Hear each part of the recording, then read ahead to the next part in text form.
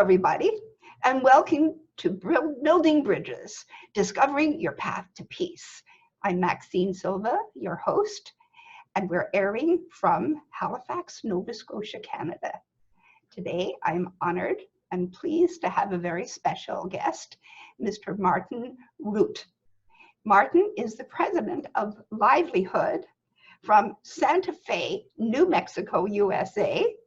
He is also the founder of Project Heaven on Earth. But to his claim, he is the co-author of the New York Times Bestseller, Chicken Soup for the Soul at Work, which has been translated into 20 languages and has sold more than 1.1 million copies. Welcome, Martin. So pleased to have you. Thank you, Maxine. Thanks for doing this. Absolutely. It's our great pleasure. I wonder if you would just kindly tell the audience a little bit about your background. Sure. I am Canadian by birth, born and raised in Hamilton, Ontario, and I'm also a dual citizen, U.S. citizenship as well. My background, undergrad in psychology, and then started my own business in Toronto, and where I led personal development courses that focused on people's vision and on looking at things beyond what they believed possible. I then moved into consulting. I did consulting with companies like Marion, Merrell, Dow, Consumer Pharmaceuticals, Virgin Records, Sony Pictures, Southern California Edison. I mean, major corporations on vision. I did a lot of work on a dialogue, bringing very contentious parties together to have a real good, deep dialogue. It's actually a unique way of looking at peace as well. I did a lot of work on spirituality and work, as you know. I was a co-founder of the Center for Spirituality in the Workplace at St. Mary's University in Halifax, and the Soviet School of Business. And most recently, I've been working on Heaven on Earth, the idea of Heaven on Earth and how we can have people discover what Heaven on Earth is for them and how to make that real in the world. Right, right. Well, but how did you begin exploring Heaven on Earth, the whole concept of that? Yeah, I was doing a talk in Santa Fe, New Mexico. I was keynoting and giving an address at a conference on spirituality and work. And I thought, if every business in the world is spiritual, is that what you want? And I said, no. If we could transform business, because business is the temporal power in the world, if we could transform business, then we can transform the world. And then, Maxine, this thought popped in my head, oh, you mean Heaven on Earth. My first reaction was, what? You can't say that. You can't say Heaven on Earth. People will think you're some kind of zealot or, they nuts or whatever. But I knew when I heard that phrase that that was the next phase of my work in the world, even though I thought initially it was crazy, and a lot of other people thought it was crazy. But it was your epiphany, Martin. It was an epiphany, very deep epiphany. And it came out of my work as a consultant as well, which is I was used to working with individuals and management teams and companies around their vision. And I thought, well, what's our vision for the world? What kind of world what kind of life and work and company and business and nation and world do we want? And I said, look, if you had a magic wand, wouldn't that be Heaven on Earth? And so I was intrigued by the possibility of what Heaven on Earth is. And I began this inquiry, which we'll go into deeper in this discussion, but that's how it started. Well, it's quite a big idea. I mean, humongous even, right? No, I'm going to challenge you. You know it is not. But what? It was originally. And the more I've been working with it, the more I see that people do know what Heaven on Earth is. And when you help them get in touch with that, it's no longer a big idea. It's like, this is what my soul wants in the world. I see. Now, what are some of the hesitancies that people might have when they hear Heaven on Earth? That there's a secret religious strategy behind it, that I want to convert them to a particular way of seeing the world, which I don't. I mean, if you don't want to do Heaven on Earth, you don't. Mm-hmm. that it's impossible, that we've never had it, that people will think I'm crazy if I start talking about this.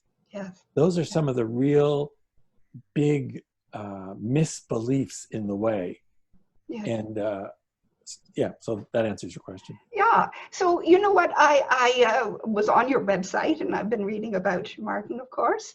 And you mentioned that people have no issue at all talking about hell on earth. That's right. Isn't it interesting? So what is... No, Maxine, let's stop there for a second, because I think that's such a powerful statement. I can talk to you about hell on earth, COVID, the refugee system in the world, the environmental situation, nuclear, the threat of nuclear war. That's okay to talk about. But my dream for the world, heaven? No. That doesn't make any sense. It's crazy. I know, totally crazy. But the best people and the best things are, as far as I'm concerned. Initially, yes. Yeah. Okay, so what is heaven? Where is it? Let's talk about that, because when I started the inquiry, because I didn't even know what I was talking about, seriously. And I'm not a big reader. So I started going to people and saying, well, what's heaven on earth for you? What's heaven on earth for you? What's heaven on earth for you? And one of the issues that kept coming up is, what's heaven? Even though I was saying heaven on earth, people still heard that initially as heaven. And what fascinated me about that, Maxine, is that most people, when you ask them about heaven, it's the place up there. It's the place where God and the angels are. Mm-hmm. It's the place you go after death. But what all of those say is, it's not here, it's not now. And I want to challenge that assumption.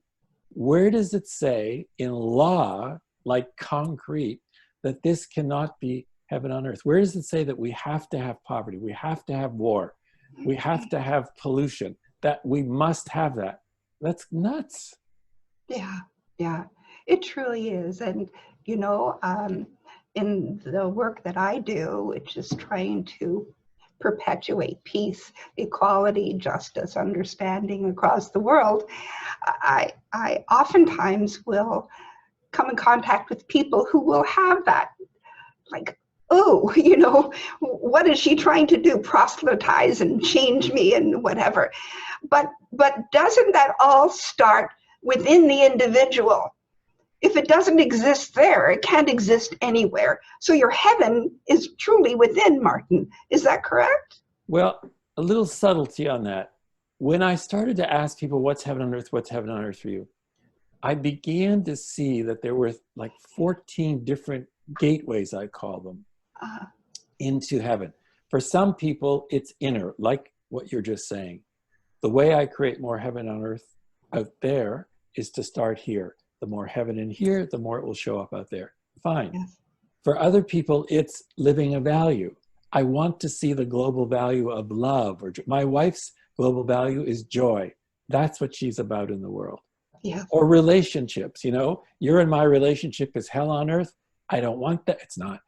It's hell on earth. We need to clean that up to create a heaven on earth relationship between us. Yes. Or ending a suffering. Some people are outer focused, Maxine. The thing that bothers me the most in the world is poverty. Mm-hmm. Unless we clean up poverty and have no poverty, we can't have heaven on earth. Okay, fine, go there. Or my nation. I have a woman in Austria, Elizabeth, who's taken on. Austria is a heaven on earth nation. We have a guy from Gabon, Africa, now living in Montreal, who, get this, heard my presentation and has created a Facebook page called Africa, a Heaven on Earth Continent. Wow. Stunning, cool. Stunning. So there are, another way is just heaven on earth right here, right now. So what I've discovered, when people either buy my book or go on my website, projectheavenonearth.com, there are 3 fundamental questions that will help you discover what heaven on earth is for you and how to make that real in the world. And so by the time you read the book, you'll know what your project is.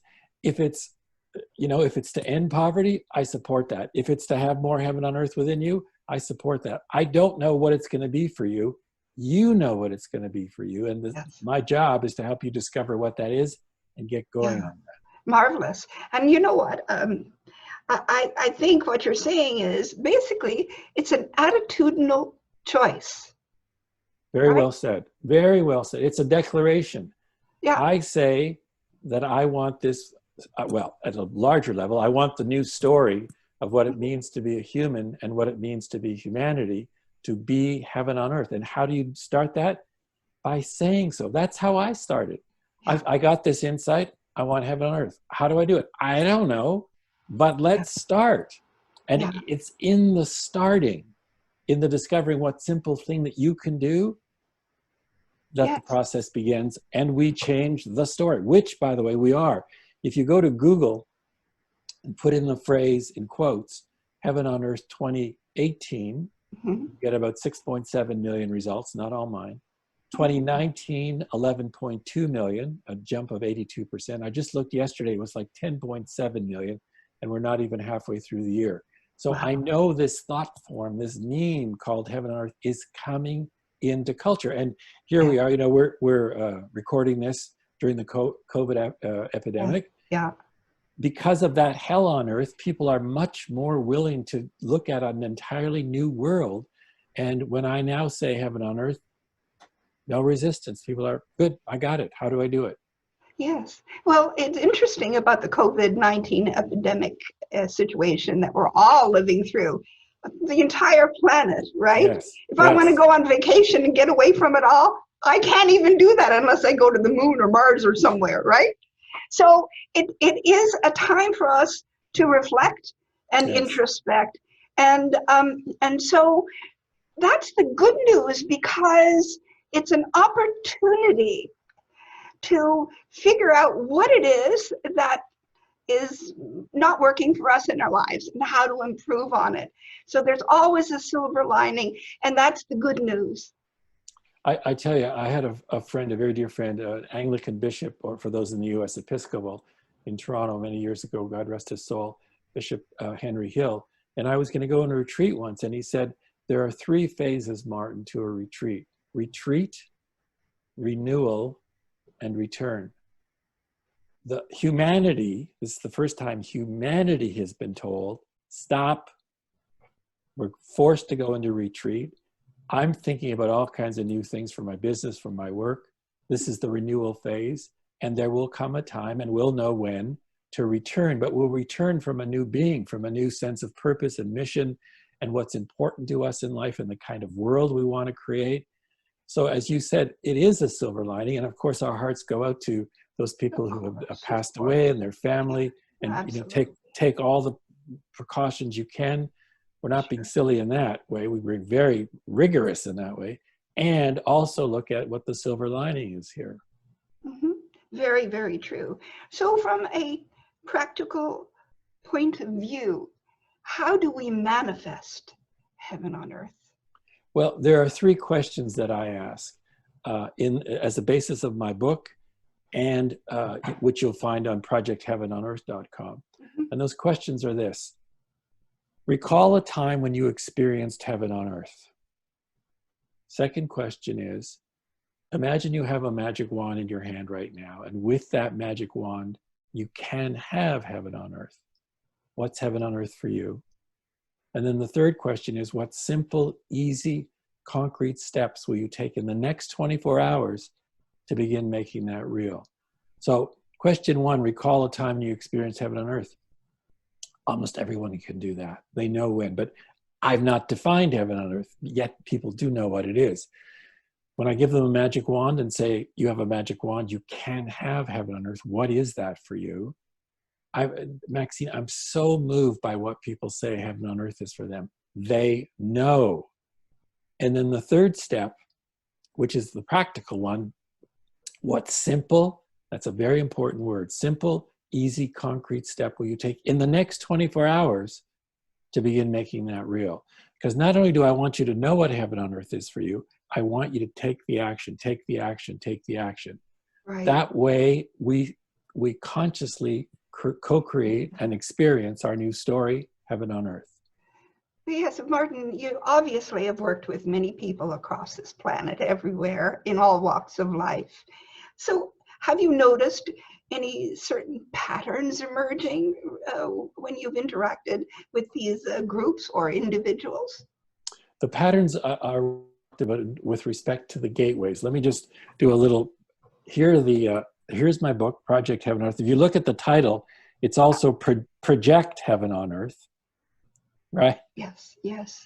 And so That's very good. A double entendre, huh? well, it's a state of being, Maxine, and a state of doing. Yes. So the book starts with the 3 questions and then goes into 14 different gateways. And so those are the patterns that I kept noticing over and over and over, so that you, by the time you're done with the book, you'll know what your project is. And anywhere from, I'll give you the range of projects. One woman has put her definition of heaven on earth on the bottom of each email she sends out. A police officer in Texas has created a 26-page manual on how to, called Heaven on Earth for Law Enforcement. These are all on my website, projectheavenonearth.com. Yes, yes. Real estate agent in Halifax, Brenda McKenzie, started a program called A Home for Everyone, whereas every agent in her real estate office was asked and agreed to donate $100 off the sale from their commission from every home. Yes. They've raised to date, last I spoke to her about a year ago, $400,000. And they give those monies out to people and organizations who are committed to creating a home for everyone. Then we go up to the woman I spoke to you about in Austria. Oh, yes, yes. The man who's taken on his continent, Africa, in Prince Edward Island, where I am at the moment, which is a Canadian province, the birthplace of Canada. We have a commitment, a whole bunch of us, called Prince Edward Island, Canada's first heaven on earth province. We have a tea merchant here who's blended a tea called Heaven on Earth Tea, a cafe that has a Heaven on Earth coffee, a jewelry store owner who hands out my 3 questions with every purchase. The Kiwanis Club of Charlottetown, this is amazing to me, has a leadership award called the Heaven on Earth Leadership Award, Maxine, open to any public or high school student in the province. They have to come up with a Heaven on Earth project, do that project by their own definition of what heaven on earth is, and then apply for the award. And it's amazing what people, and then 2 summers ago, I interviewed all 4 political party leaders in this province about what heaven on earth was for them personally, for the province, and for the world, and what they were going to do about it. So their momentum, this is more than just a good idea. This has got tremendous momentum. Well, Martin, you planted the seed, and now it's up to us to water it and tend to it and help it grow, right? Yes. And provide the environment under which it can flourish. Correct. Absolutely correct. Yeah. So I'm curious, what do the different religions say about your heaven on earth? Good question. One of the things I wanted to know was, do the faith traditions have anything to say about this? And so I hired this master's student and said to him, go and find out what, 5 or 6 of the major religions, Christianity, Judaism, Islam, so on. He came back to me, I think, with 10 different religions, way more than I asked him. And then I found another 4. So there's an entire chapter in my book called What the Faith Traditions Say. And I didn't know how to write that chapter, Maxine. All of a sudden it came to me one day. I put the religions in alphabetical order. So one's not more important than the others. So that this institution called faith speaks about heaven on earth. And they have a lot to say about it. It's not a new idea. Sure. But I'm just curious, without going into a great lot of detail, how they interpret what it is you're trying to do, because actually I would think a lot of the religions would say, well, heaven is out there or up there. It's not we're here to suffer on this earth. A lot of the religions believe that, right? And then your glory will be, because of your suffering, you go to a greater place. Yes. There are quotes and thinkers in many of the religions who hold that view. And there are others who do not hold that view. So for example, I began to look at the Abrahamic religion, Judaism, Mhm. what was the order? Judaism, Christianity, and Islam. Judaism does not believe that once Adam and Eve were kicked out of the Garden of Eden, that we can't go back in. Those verbs, they were kicked out, they're not one-way verbs. Christianity, how do you experience heaven? Through Christ. I'm the way, the truth, the light. And Islam, you know, the bastardization of Islam is terrorist bombers who blow it up and go to paradise. But that's clearly sick. I mean, even, you know, the majority of Islam recognizes that. Yes. And a lot of the Eastern religions believe, as you are saying, that starting within. Yes. Create That this is nirvana. Hell. Yep. Let me just finish with one moment, because I want to be respectful of Islam as well, which is the Sufis, which is the I'm familiar. That's mystical branch of Islam. Yeah. So what the Quran says is that when you die, you go to paradise. And so what the Sufis said to me, because I spoke to a Sufi scholar, he said, well, one way to interpret that is physical death for sure, but there's also egoic death. If the ego dies in this moment while you're physically alive, you experience paradise here, now. So you can find in all three Abrahamic religions ways to see that this is heaven on earth, and our not believing is what keeps us from experiencing and co-creating more of it. Yes, yes, absolutely, that's true. You know, the premise that we have here on Building Bridges, Discovering Your Path to Peace, we pose 3 questions, and they are, can peace exist in the absence of justice? Can justice exist in the absence of equality? And can equality exist in the absence of understanding? And, you know, when guests come on, I pose these questions to them to see how does that fit into your interpretation of peace or your heaven on earth. One of the aspects of heaven on earth that has come up is to end the suffering. One of the major sufferings clearly is war. And we think of an arch built of bricks, the keystone, or the capstone rather, stone, if you remove that stone, the whole arch falls away, collapses. And so by ending war, that collapses all the other sufferings in the world. Another way to come at it is those people who believe that heaven on earth is the expression of a universal value. So I think what you are is a living expression of that, as is Christine, your business partner, that having peace in the world is a foundation for co-creating heaven on earth. So it fits very, very well for me. And one of the sufferings, because I knew we were going to be speaking about this in the book, is one of the sufferings that I address is war, genocide, refugees, and weapons proliferation. And so what would be the heaven on earth result if that was gone? It would be, we have global peace, stability, and reverence for the life of every human being. So that's how I view it. I see. And is it attainable, Martin? Well, it's a trick question, Maxine. Because if I said, well, in this sense, with all due respect, if I said, no, it's not attainable, then that's the end of it. Who cares? If there's wars, there's war. Look, there's always been war, which means, therefore, that there always will be war. I mean, I don't hold that, but a lot of people hold that. Mm-hmm. Do I think it's attainable? Yes. And I tell you one major reason as well. In my book, I talk about some new books that have emerged in the last several years on ending a suffering. So the first book that I ever saw was Ending Poverty. He didn't say making it better. He said ending poverty. There's ones on ending war. There's ones on ending nuclear proliferation. There's ones on ending disease. So the consciousness of humanity has now come to the point where, yes, we want to decrease the numbers of wars in the world, for sure, no question, and please continue working on that.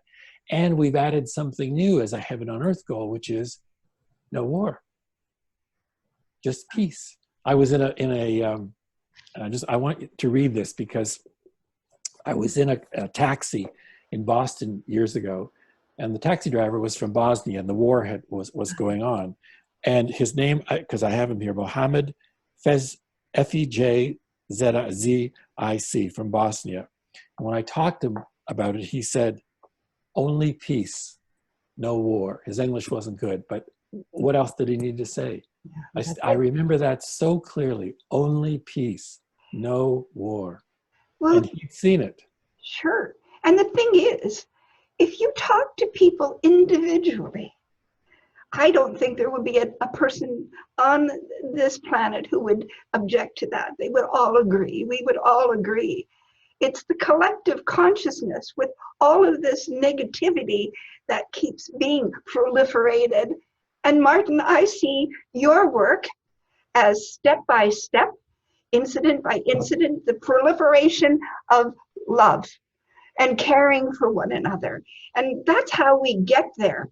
You know, it won't happen overnight as much as we might like it to, but we have to stay the course. Do you agree? I do agree. I've been reading, I'm Jewish, and I've been reading some Jewish texts recently, and I don't have the quote memorized specifically in my head, but in essence, what this rabbi was saying, just because you can't create it, like you can't create the end of war, or you may not create the end of war, doesn't mean you shouldn't contribute toward that goal. Because if everybody thinks war is always present, that's just the way it is, there's nothing we can do, then we have the context, the story called war is here, that's just the way it is. But the growing number of people who say, you know what, this is stupid, enough war. We want the end of war. When that as that consciousness grows and grows and grows, politicians begin to realize, oh, wait a minute, I can't say we got to go to war. Now, clearly, if you're attacked, yes, but that's the minority of situations. And did you know, by the way, that South America is the first continent that has no wars? Really? Yep, the first continent in the world. That was a couple of years ago. I read that. I went, this is good. We're clearly moving in the right direction. It can happen. It can happen. Wow, that's so neat. And you know what? Another thing regarding building bridges, this idea that we had, Dr. Christine Sauer and I, my business partner and wonderful dear friend, is that when you talk to people one-on-one, it does make that difference. So other people can get to know who that person is behind the face, the culture, the religion, the color of the skin, etc. We're human first, we're the human race, and we are all part of that condition. And so this is why it's so beautiful. I enjoy these one-on-one interviews because it does put a face to what's going on behind that soul. And very nice. Everybody has something wonderful to contribute. They need to be heard, and we need a platform. Your project Heaven on Earth is certainly one of those, and so we are forever grateful for that, Martin. Thank you. And vice versa, I'm deeply grateful to both of you, Christine and you, for this building bridges so that we can come together. Yes. And we can have a world with no war, a world of peace. So do I think that's possible? Yes, I do. Great. Can't be clearer than that. Well, that's super. I quite concur. But in closing, I just want to add, well, first of all, I would like you to tell everybody how they can be in touch with you, where they can get your books, how they can be part of Project Heaven on Earth. We will give all of the contact information, by the way, when we post this. But what else would you like to add to that, please? Well, if this interview and what I'm talking about resonates with you, I'm inviting you to become part of Heaven on Earth. How you do that is just saying, I'm part of it. There's no membership. I mean, the membership is just you saying yes. this book will support you, Project Heaven on Earth. It's available on Amazon. And I'm going to ask you to buy 3 copies. Why? One for you. And I want you to take a moment to please think about somebody who you know needs this book today. Yeah, I can think of more than 3. Okay. And the third one for somebody who's going to be coming into your life. Also, Maxine, let me tell you, if people buy 20 or more books and send me a receipt, I will do a free 45 to 1 hour webinar for a group of your choice. We call that the Case for Heaven on Earth. You can also sign up for my free 7-day course and free blog at projectheavenonearth.com. So much more information at projectheavenonearth.com. Wonderful, wonderful. Well, I did sign up to Project Heaven on Earth. I saw you did. I haven't answered the questions. I'm sorry. I will. I already know what I want to say. It's just, you know what? Time gets away. And here I'm thinking, well, we're all, you know, secluded and cloistered in our individual homes or whatever with not much to do, but the hours fly by. I was amazed. So, but I promise I will definitely follow through and encourage other people to do so. Thank you, Maxine. So in closing, Martin, is there a message of peace you would like to offer the world? If the way for you to make heaven on earth is to create peace in our world, take a simple, easy, concrete step in the next 24 hours. Because rather than saying peace is too big, you know, we've never had peace, there's nothing I can do. If 7.7 billion people hold that view, we got the current situation.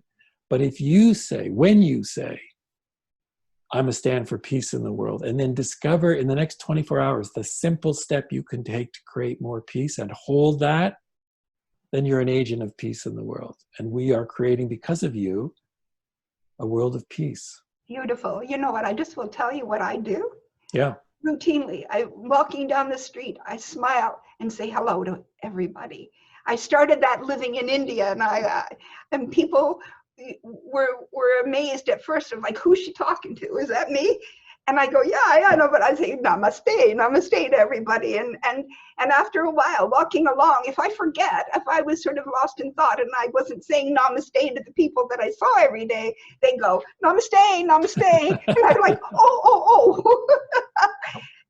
So that's what I like to do. That's my little contribution, and building bridges and having you. Thank you. And see, one of the fallacies is we think that, well, suppose somebody says, all right, I'm going to say hello, or peace of, I love the Arabic and the Hebrew, you know, salam alaikum, shalom alaikum, peace upon you.